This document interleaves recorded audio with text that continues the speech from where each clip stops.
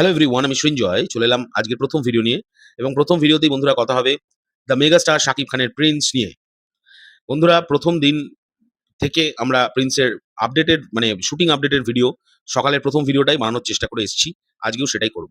কিন্তু এত কিছুর আগেও এত কিছু মানে ভিডিও করার আগেও আমি আমার সাকিবিয়ান ভাই বোনেদের এবং আমাদের চ্যানেলের অন্যান্য যারা ভাই বোনেরা আছে তাদের জন্য একটি কথা বলতে চাই, বিকজ তারা আমার প্রতিটা ভিডিওর নিচে গিয়ে প্রশ্ন করছে, "পৌশালিদি কেমন আছে?" বন্ধুরা, পৌশালিদি অনেক ভালো আছে আগে থেকে। শুধুমাত্র ডাক্তার বলে দিয়েছে যে ১৫ দিন একদম কথা বলা যাবে না, ফিস করেও নয়। ১৫ দিন পর থেকে পৌশালিদি নরমালি একদম ধীরে, ধীরে কথা বলতে পারবে। তবে আগামী ৩ মাস কোনো ভিডিও পৌশালিদি বানাতে পারবে না, বা পৌশালিদির যেটা প্রফেশন গান, সেটা কিন্তু পৌশালিদি করতে পারবে না। আগামী ৩ মাস। তারপরে আবার সে ব্যাক করবে।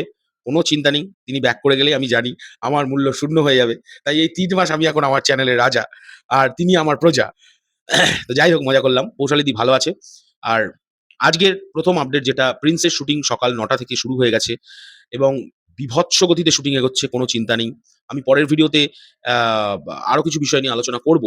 তবে এই ভিডিওতে এটাই বলতে চাই যে প্রিন্সের শুটিং কিন্তু যেভাবে এগোচ্ছে, যে গতিতে, সেটা এইবার কিন্তু দেখবার মতো। এবং সত্যি কথা বলছি, মানুষ বলে না কপাল, যদি প্রিন্সের ভিসা জটিলতা এই জন্যে এবং আরো ইন্টেরিয়র কিছু প্রবলেমস এর জন্য যদি সিনেমাটা মানে শুটিংটা একটু না আটকে যেত ১ম দিকে, তাহলে এই সিনেমাটা যে মানে কিভাবে তাড়াতাড়ি শেষ হতো, এটা দেখবার মতো ছিল। সত্যি বলছি। এখন যেভাবে তারা কাজ করছে, যে প্রফেশনালিজম মেইনটেইন করছে, মাথায় হাত পড়ে যাওয়ার মতো। তোমরা বিশ্বাস করবে না বন্ধুরা, আলিপুর জেল মিউজিয়ামে এর আগেও অনেক বাংলা সিনেমা শুট হয়েছে। যেমন 'দেবদার', 'বাঘা যতীন', যেমন 'বরবাদ', মেগাস্টারেরই 'বরবাদের' শেষ যে অংশটা। আ তো আমরা ক্রাউড কিন্তু দেখেছি।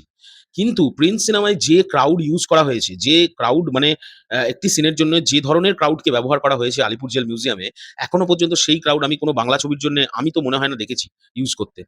এবং এটার জন্য একটা কুর্নিশ আমি জানাতে চাই প্রিন্স টিমকে, তারা এই এরেঞ্জটা করল কিভাবে? এত জুনিয়র আর্টিস্টকে এরেঞ্জ করল কিভাবে? ওরে বাপরে বাপ! সেই যে ক্রাউড! পরপর ২ দিন শুট হয়েছে আলিপুর জেল মিউজিয়ামে, ভয়ংকর ক্রাউড নিয়ে। এবং ওই ক্রাউড, আমি তো অবাক হয়ে যাচ্ছি, তারা পারমিশন পেল কিভাবে যে আ মানে তাদের তার মানে সেই ধরনের পাওয়ার আছে। এবং এটার জন্য আমার খুব ভালো লাগছে যে তারা কিন্তু তাদের যারা স্বপ্ন, তারা কিন্তু এই যে অনেকে ধারণা করছিল কম্প্রোমাইজ করছিল ভিডিও বানিয়ে যে প্রিন্স টিমকে কম্প্রোমাইজ করতে হবে। তারা কিন্তু একটুও কম্প্রোমাইজ করছে না। তাদের সিনে একটা বিশাল ক্রাউডের প্রয়োজন, তাও আলিপুর জেল মিউজিয়ামে, তারা কিন্তু সেটা রেখেছে। এবং স্যালুট জানাই এই পুরো টিমটাকে প্রিন্সের, যারা এটাকে কিন্তু করে ফেলেছে। তাই না?